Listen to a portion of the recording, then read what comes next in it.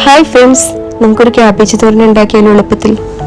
ഇതിനായിട്ട് ഞാൻ എടുത്തിട്ടുള്ളത് ഒരു പകുതി ക്യാബേജ് കൊത്തി അരിഞ്ഞത്, ഇഞ്ചി ആവശ്യത്തിന്, 2 പച്ചമുളക്, ഒരു സവാള കൊത്തി അരിഞ്ഞത്, പിന്നെ ആവശ്യത്തിന് തേങ്ങ.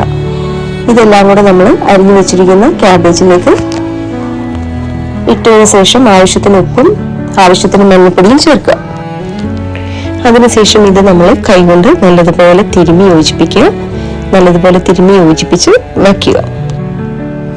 ഇനി ഒരു കടായി എടുത്ത് ചൂടാക്കിയതിന് ശേഷം അതിലേക്ക് എണ്ണ ഒഴിച്ച് കടുകിടുക.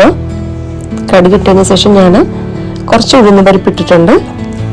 ഉഴുന്ന് പരിപ്പിന് ശേഷം വറ്റൽമുളക് 2 എണ്ണം, കറിവേപ്പില, ചെറിയ ഉള്ളി ഇത് ചേർത്ത് നല്ലതുപോലെ നമുക്ക് കടുക് പൊട്ടിക്കാം. അതിനുശേഷം നമ്മൾ അരിഞ്ഞു വെച്ചിരിക്കുന്ന ക്യാബേജ് മിക്സ് ചെയ്ത് വെച്ചിരിക്കുന്നത് കടായിലേക്ക് ഇടുക. നല്ലതുപോലെ മിക്സ് ചെയ്ത് യോജിപ്പിക്കുക. അടുപ്പ് തുറന്നു വെച്ച് തന്നെ വേവിക്കുക. വെന്തതിന് ശേഷം നമുക്കൊരു പാത്രത്തിലേക്ക് മാറ്റാവുന്നതാണ്. വളരെ എളുപ്പത്തിൽ ചെയ്യാവുന്ന ഒരു ക്യാബേജ് തോരനാണ്. വീഡിയോ ഇഷ്ടപ്പെട്ടെങ്കിൽ ഒന്ന് സബ്സ്ക്രൈബ് ചെയ്യണം, ലൈക്ക് ചെയ്യണം, ഷെയർ ചെയ്യണം.